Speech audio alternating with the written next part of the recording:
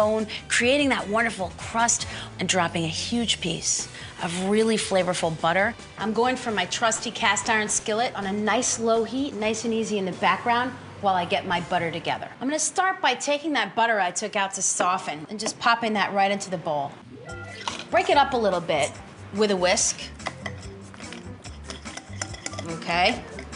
Add that nice mixture of green peppercorns, lemon juice, lemon zest, Worcestershire sauce, yum, and my shallots. So this has all the flavor punch that we need, but it needs that little bit of freshness. And I always go straight for the classic parsley, that wonderful grassy taste with steak. Just tear the bottoms off. Give the parsley a nice chop. I always say I want to measure herbs, but let's face it, put in what you're feeling. Another run across. Scoop that up and put it right in there.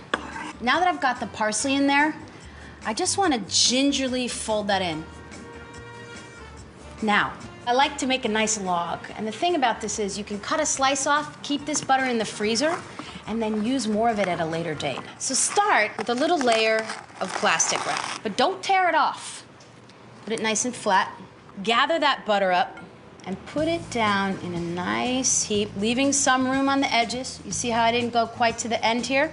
I fold this over, and then like when you tuck the sheets into your bed, tuck that plastic right underneath. And now I'm gently rolling and squeezing, kind of like when you wrap up a piece of candy. Break off the plastic. Once you've gone twice around the butter, pick it up, give it a pull, and another twist. Look at that. Now the butter's pretty soft, so you don't want to spend too long trying to make it perfect. I'm gonna pop it in the fridge to let it get nice and cold. Here is my 2.5-inch thick, maybe even closer to 3, steak that weighs about 2.5 pounds. And you can see I'm just seasoning that first side very carefully with cracked pepper.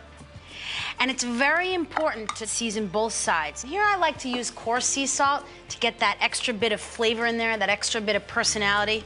Okay, so the porterhouse.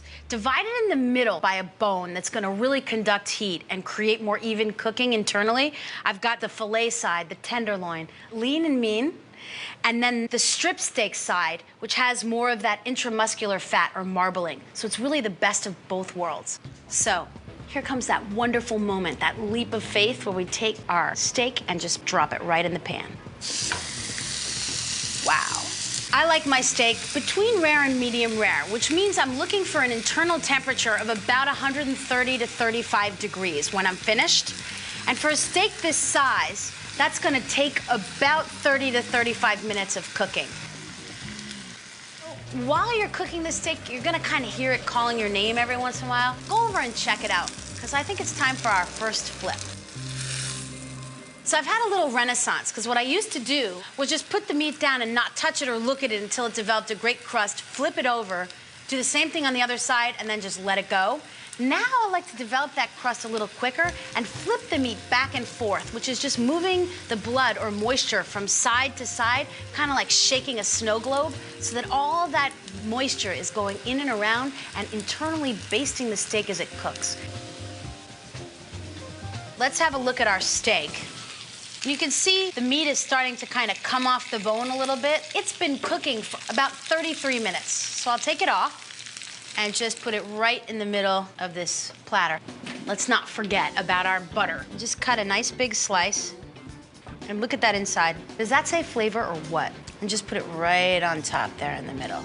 Now for the moment we've all been waiting for.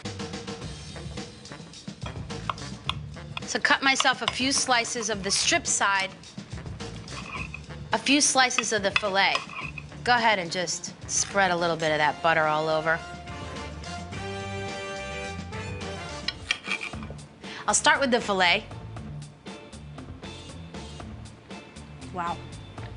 This tastes somewhere between a steak my dad cooked when I was a kid and the most perfect moment I've ever had in a steakhouse.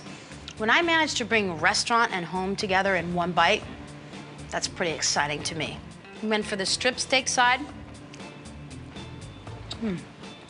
the steak has an amazing flavor. The two sides really different. The filet a little more tender, the strip steak with a little bit more flavor and a little more chew to it.